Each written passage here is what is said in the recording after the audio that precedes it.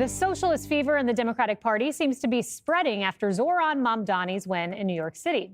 Over in Seattle, they have just elected a socialist mayor, Katie Wilson, an inexperienced far-left radical who got financial support from her parents. She's on track to take down the incumbent Democratic mayor who has worked in city politics for almost 2 decades. AOC, meanwhile, is trying to get Trump voters in on the communist revolution. I fully welcome Trump voters into our coalition. And I know that sounds crazy to some people, but just hear me out. I cannot tell you, it just happened to me like 2 weeks ago. I can't tell you how many times someone has pulled me aside and said either I was once a big Trump voter and a Trump supporter, and I watched Fox News every day, but then I started to kind of expand my world and where I got information. And now I've learned, and now I've changed, and I'm with you, and I learn from you. But will Trump voters really feel at home in the current Democratic Party? Former MSNBC host Chris Matthews notes how they turned into a party of snobs. Democrats were an urban and a rural party. They're still that. Are they a rural party? The people that didn't get a college are voting for Trump. Why? Because of snobbery and attitude. And Pennsylvania Democratic Senator John Fetterman, who earlier today got rushed to the hospital after a fall near his home in Pennsylvania, and thankfully he's doing okay. But before that scary incident I mentioned, he was talking about the level of hatred he gets on social media from members of his own party. The right would say really rough things and names. You know, some names I won't repeat on TV. But the on the left, it was like they want me to die, or that we're cheering for your next stroke, or that's terrible that depression won. Why couldn't it depression won? And I hope your kids find you. I mean, they even have like the graphic, a GIF where they have like a stroke, in your head. So, Greg, there's a slew of secret socialists whispering in AOC's ear. Yeah, I love, she says, I can't tell you how many times Trump supporters have come up to me and said, yes on Democrat socialism, and I can learn from you. Well, I can tell you how many. 0. Didn't happen. She made it up. Because one thing you know about Trump supporters, they're pretty solid on their beliefs about socialism. They make it pretty clear. That's like a dog saying, I can't believe how many times a fire hydrant has come up to me and said, hey, I really like getting peed on. Because that's what socialists look at America as a petri dish. We're the lab rats in their experiment. AOC is saying, lab rats, come join us. Embrace your tormentors. All socialists begin by saying they're Democrat socialists. And then when that fails, they drop the adjective, they go full authoritarian. Look at Venezuela. The leader, I can't remember, was it the ugly guy or the other guy? He pushed socialism for the 21st century. That was the slogan.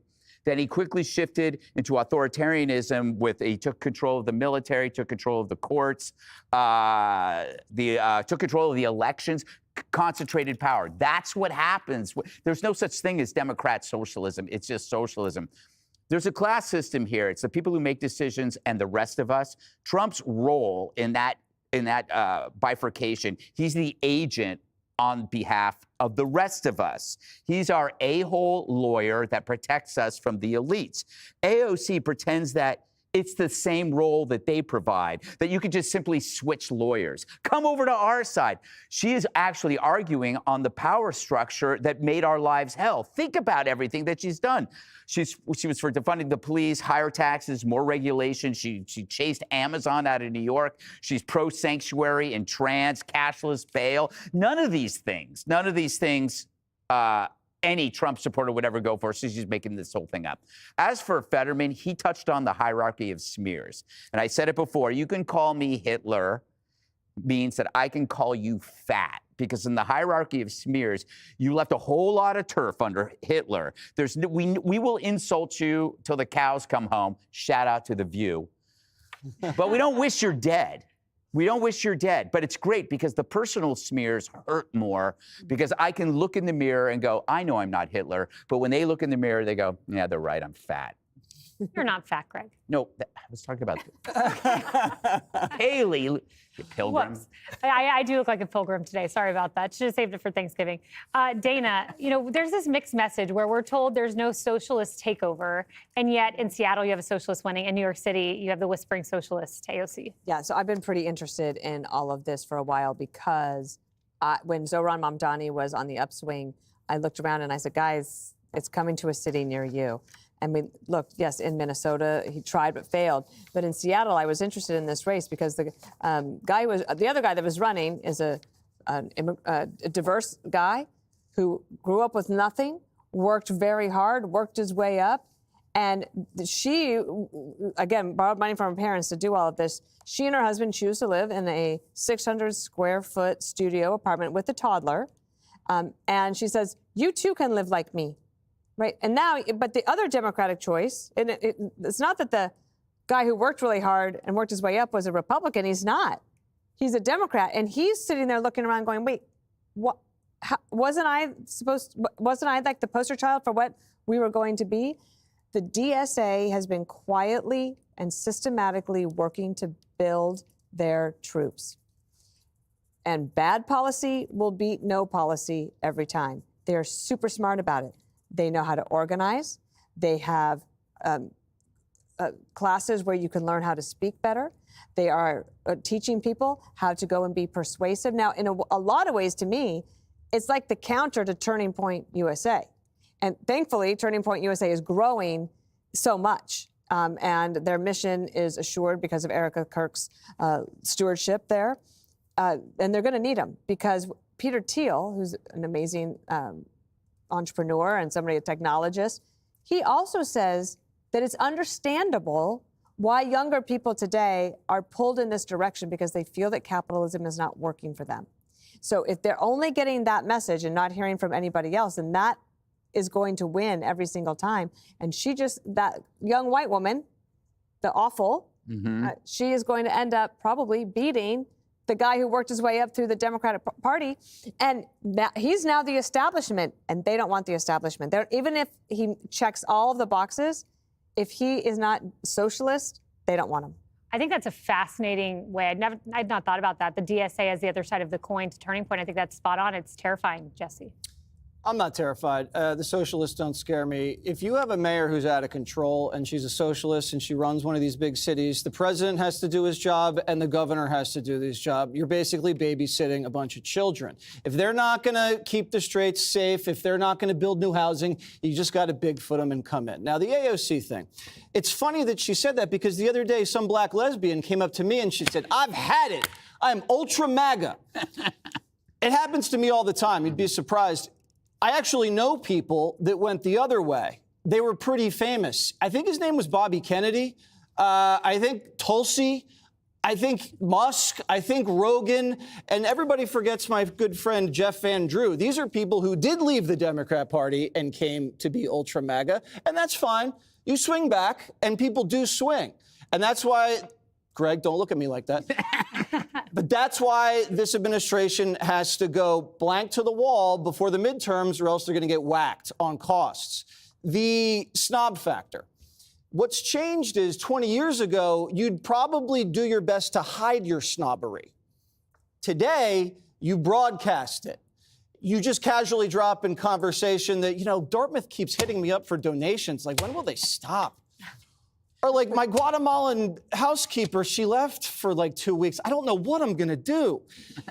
And what this does, it's so alienating and it's so off-putting that you feel like you're living in another country. And at a certain point, a lot of the middle and working class, they do feel like they're living in another country. And that's why you have people that like, what's a pronoun?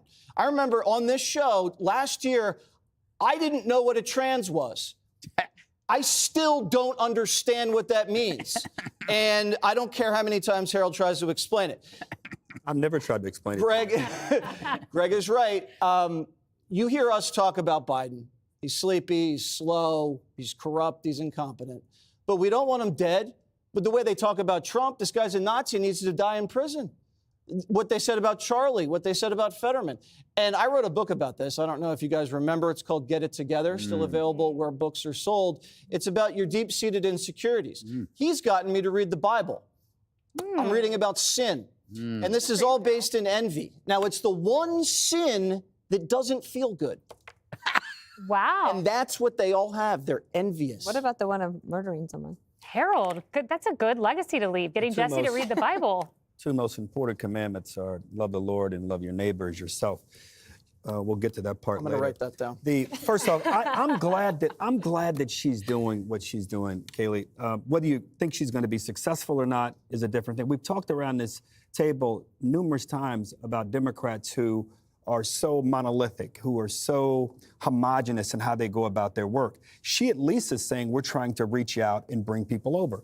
I don't think it's as far-fetched, though, as we think. You think about 10 years ago, what the makeup, the 2 or 3 election cycles ago for Democrats, what the makeup of the Democratic electorate was. It was mainly people who had not graduated from college, people who would not consider themselves elite. Today, it's flipped. Democrats are elitists and far more educated. And to the point, I agree with just about everything Jesse said in terms of how we look at how people are looked at. I think Dan and I talked about Seattle wrongly the other night, the last few days. I thought that the moderate guy was going to win. Look at the race more closely. He's likely going to lose, and it's likely some generational issues there as well with this younger person beating this older person.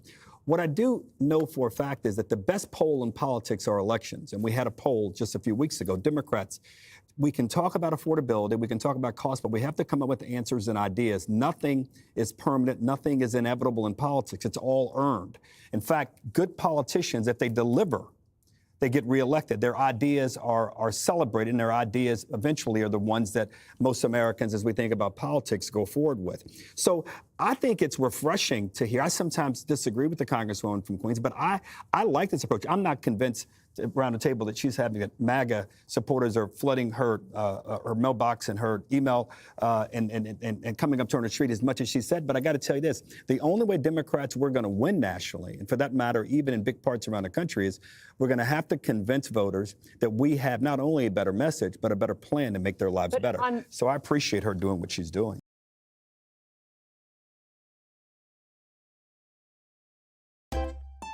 If you enjoy this content, please consider subscribing to my channel to stay up to date with future videos. Thank you for watching.